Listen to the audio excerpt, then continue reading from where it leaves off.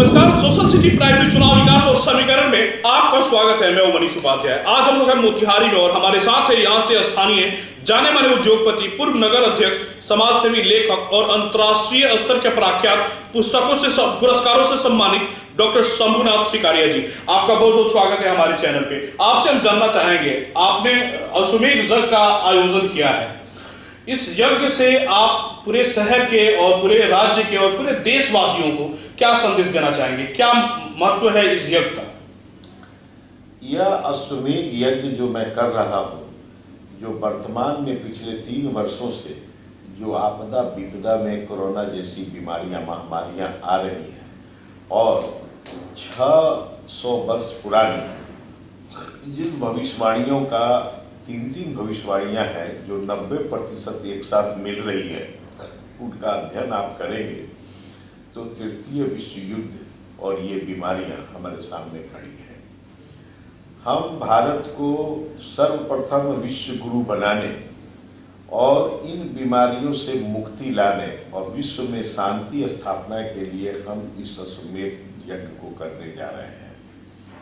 अश्वमेध यज्ञ राजा रामचंद्र जी ने किया था, उसके बाद युधिष्ठिर जी भी नहीं कर सके क्योंकि कुछ उसमें एक कारण था कि बिना पत्नी के नहीं हो सकता था।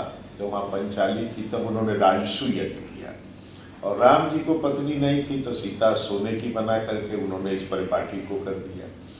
तो उसमें 3 पहले समानांतर प्रावधान थे। मैंने इसका बहुत गहन अध्ययन किया। एक तो था कि पहले राजतंत्र था, घोड़ा छोड़ा जाता था तो वह शौर्य वीरता का प्रतीक था कि जिस क्षेत्र से जाएगा वह क्षेत्र उस राजा का हो जाएगा। चक्रवर्ती सम्राट उसे कहा जाता था। परंतु अब वो वैसी व्यवस्था नहीं है, अब लोकतंत्र है। तो ऐसे में जो है सो हुआ कि भाई घोड़ा का क्या होगा। तो हुआ कि जहाँ जहाँ पर हम लोगों के ऐतिहासिक प्राचीन जो हैं मंदिर हैं, जिनका जो है सो वर्तमान में ऐश्वर्य सीधा मालिक से है, वहाँ से इसको जो है सो माला पहनवाई जाए और इसको भ्रमण कराया जाए ताकि आम जनता के बीच एक ऐश्वर्य का प्रतीक यह बने।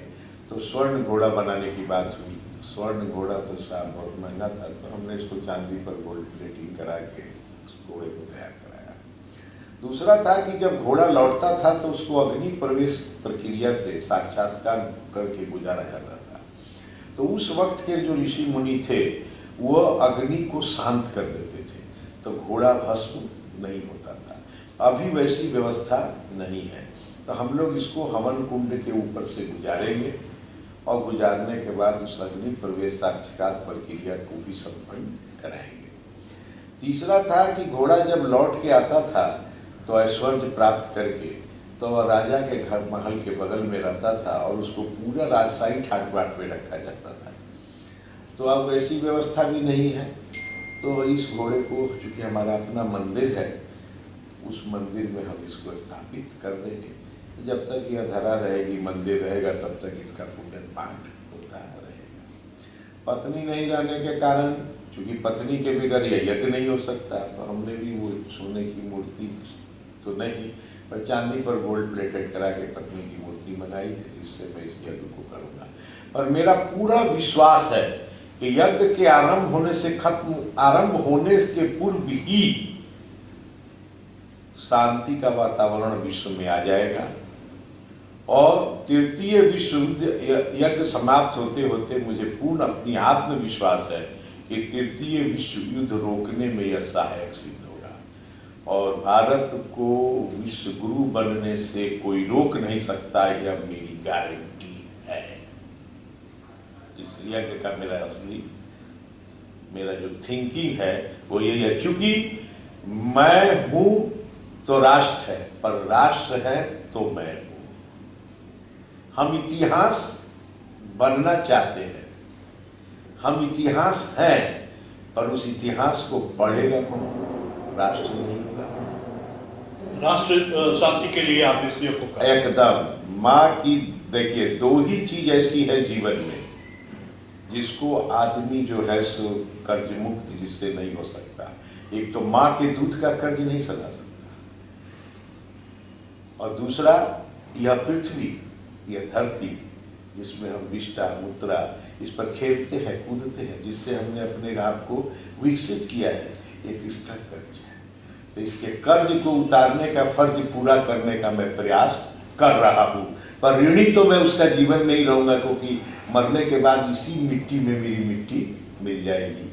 बस यही इस यज्ञ हम बात कर रहे थे डॉक्टर शंभुनाथ चिकारिया जी से, जो कि एक अश्वमेध यज्ञ का आयोजन किए हैं और बहुत ही बृहद पैमाने पे इनका रूट चार्ट है, रूट मैप है कि उस घोड़े को जो है बहुत अन्य जगहों पे, अन्य राज्यों में, अन्य देशों में भी उस घोड़े को लाया जा रहा है। जो सर घोड़े का जो जाने का जो रूट मैप है, हम उस पर भी थोड़ा चर्चा करने चाह रहे हैं कि क्या उस पर क्या मतलब कहाँ कहाँ वो घोड़ा जाएगा आपके यज्ञ का, और कहाँ कहाँ से होके वो गुजरेगा, और फिर कब से शुरू होगा और कब यहाँ मतलब खत्म होगा।